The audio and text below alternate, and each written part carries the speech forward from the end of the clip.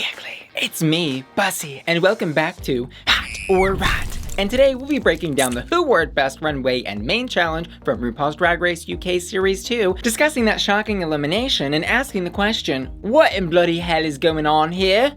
Seriously, what are those judges smoking? Our girls were paired up and given a box to create a garment this week, and if you weren't in the top, you were in the bottom. Didn't RuPaul learn her lesson from All Stars 1? Before we get started, I want to remind you to click like if you think Drag Race UK is doing their eliminations in reverse order this season, and to click subscribe if you're into distantly related eyebrows, because we've got a lot of those around here. And to remind you that this channel is made possible by my generous patrons over on patreon.com/Bussy Queen. What's that? You aren't familiar with Patreon? Well, that's my members-only website, where my patrons can contribute to the channel directly and help me afford things like new hair, makeup, lighting, studio equipment, rent, and food. My patrons help me earn a livable wage from my career as a creator making videos like this for people like you. In exchange for just a couple dollars a month, my patrons get awesome member benefits like personal shoutouts, early access to my videos, access to my deleted video archive, access to the Bussy Queen Discord server where they can chat with me and other patrons, exclusive videos like ASMR unboxings, and more. So, what are you waiting for? Click the link in the description and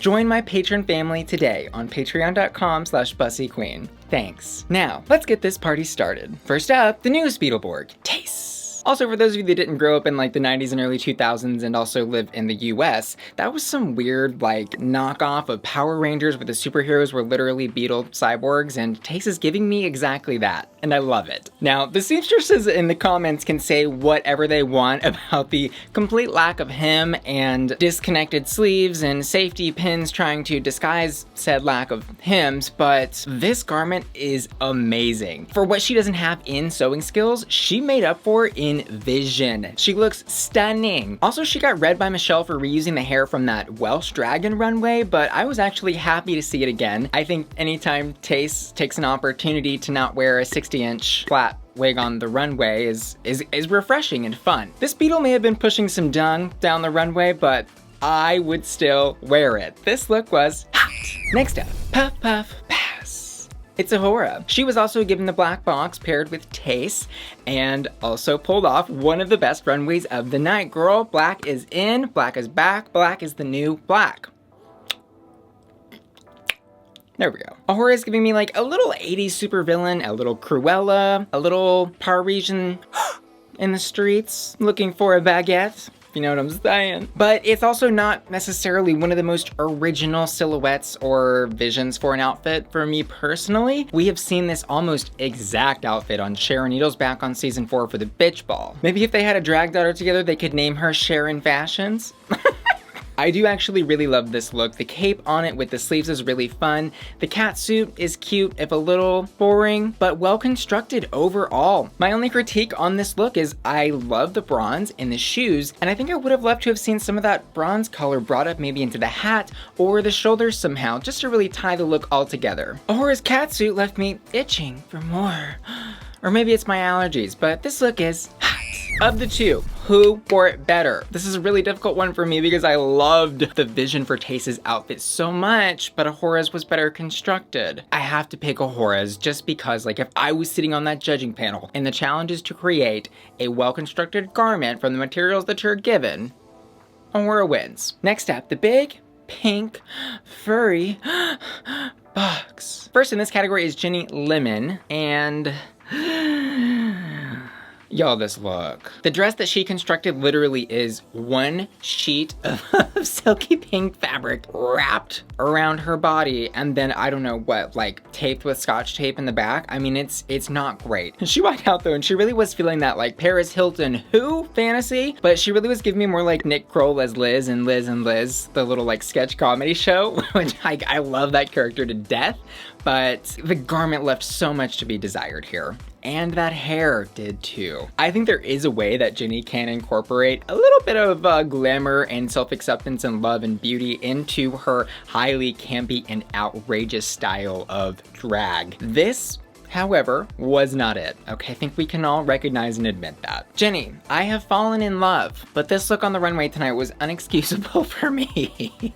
This lemon is a lemon. It is hanging on that tree for too long and it is rotted. Our sister fruit, Sister, also had the pink box. And this look, she's giving me 80s pirate Liberace from space. What is going on? She put that giant logo that she put like on her purse and then on her lips when she walked into the entrance room onto the top part of this pirate top. And then she's got this strange gold chain hanging from the neck, this belt, which I'm guessing is supposed to be hiding like the hem or connection between the top and the pants. And the pants themselves are just, oh my God, it's not for me. It's totally not for me. The crazy thing is this looks like the Forever 21 knockoff of RuPaul's dress. Like what? RuPaul's giving us Neiman Marcus designer made for production gown, and then Sister is giving us Forever 21 knockoff 6 months later in the bargain bin. Mama, that wig also. That wig is thirstier than me on a Friday night after drinking at 3 in the morning on Grindr, okay? Get that girl some water. Mama, this look is a rat, no matter what planet you're on. Who wore it best? In the pink category. It is a crime that the judges did not put both of these outfits up for elimination. They're both bad. Neither of them wore it better than the other. Next up, Vanna White as Poison Ivy in Athens. It's Veronica Green. She won the mini challenge and of course chose the green box.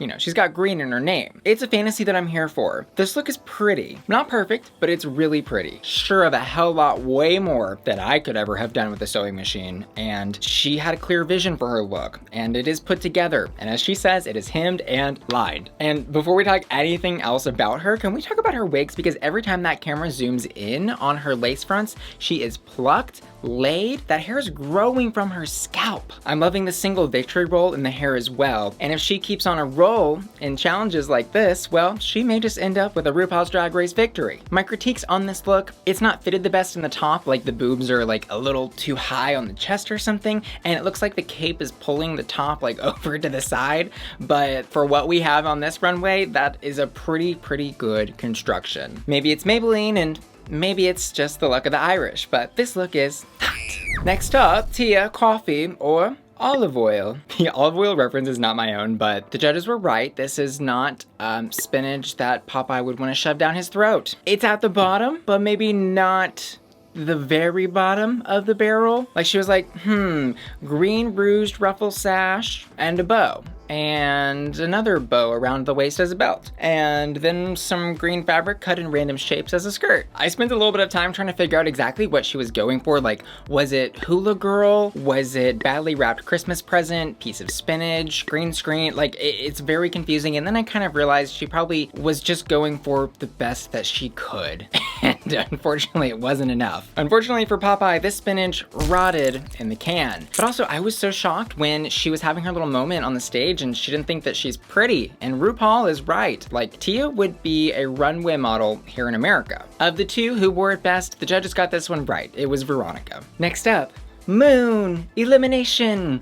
Power! Asttina looks really pretty, I've gotta say. Firstly, the mug, I love what she did. I think there's something a little extra kind of doll-like about her eyes. I kind of wanted her to push it a little bit further because in her confessional, she kept saying that she was going for anime girl, which I think she meant Sailor Moon, but maybe couldn't say for copyright reasons. Y'all know how Drag Race is. I love what she did with those super long ponies and how she painted a new hairline using her natural boy hair and put some little like baby curls down the side of her sideburns and stuff. That was a very smart way to wear the hair for this look. I think the mistakes with this look were the soft little fluffy puffs in the hair, and then the ice skater top, the icy silvery belt. So many things that sort of lead your mind to that place when she was trying to take us actually to a different planet. Like just on the look alone, I probably would have put Asttina above Sister and Ginny Lemon. It's way more put together. She looks much better on the runway, much more professional. Like, did it have some crazy vision? Was it super artistic or intricate? No, but it definitely was better made than both of those garments. Especially considering Asttina already has a win in the competition, it seems like the judges would be thinking about that. Like, she had a lot of potential.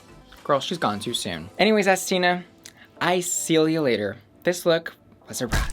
Next up, also with the blue box, it's Bimini Bon Boulash. Bimini Babes is giving me Helena Bonham Carter stuck in a drain gutter realness. In a great way. I really actually like this look a lot. I love the contrast of the soft blue velvet in the front with the very lacy, almost kind of icy gems that make up the entire back of the dress, the side, the little small train. There was a lot of things that she did right here. The editorial makeup on Bimini, also an excellent choice for her face. I think she showed a sense of fashion and taste here that not a lot of the other queens exhibited tonight. If I were going to improve something, I definitely would have swapped out the like military platform heel with the straps that she's wearing. It's a little too harsh for me at the bottom, and I think actually makes her look shorter when this gown should be making her look taller given it has a train. Other than that though, icy hot. As for who wore it best, well, obviously Bimini of the two blue girls. Next up, is it Ellie Diamond or Ellie Gold?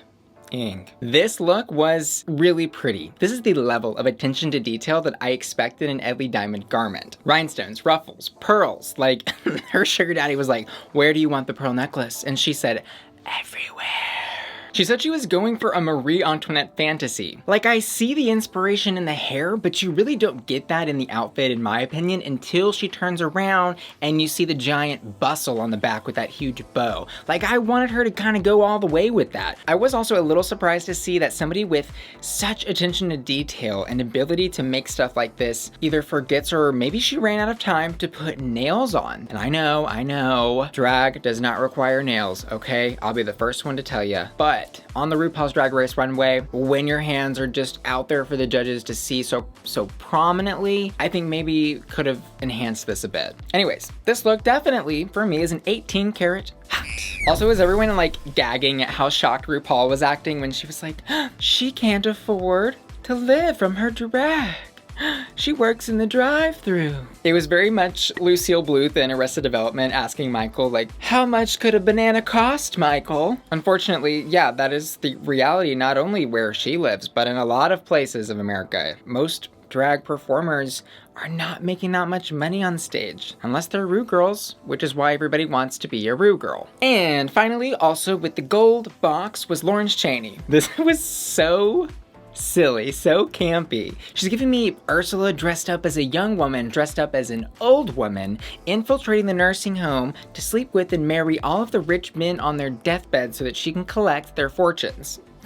This very much looks like something Ginger Minge or Darian Lake would wear. She probably knew or maybe guessed that going up in a fashion design challenge against people like Ahura and maybe even Ellie was going to be difficult to win. Girl, she pulled it all the way through with this one though. It really looks so put together, and I think also very, very draggy, which is what, again, Michelle and RuPaul are very consistently looking for. I love the bow in the front, the overly glittery mermaid dress with a little skirt tail at the bottom. It's modest, but it's also sexy. It's a little sheer on the top. It's very Chanel kind of vibes to me. I truly did not expect Lawrence to pull this out of her box, but tonight she struck gold. It was absolutely hot.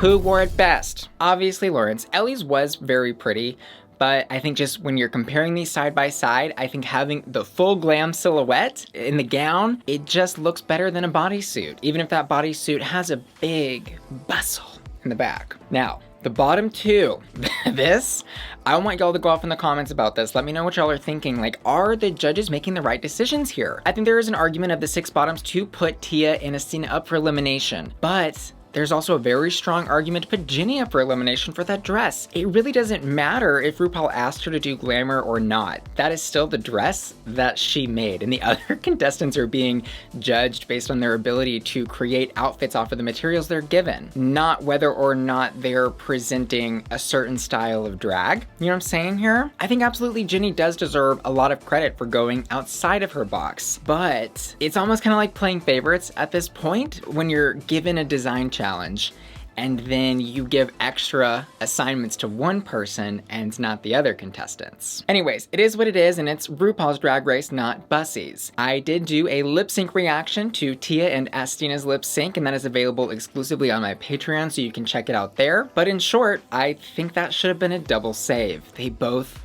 really did a great job. And like, this is the week to use your double save, Ru. This was it. You missed it. After already eliminating 2 of your best contestants, you're gonna eliminate like one of your 3rd best? Why?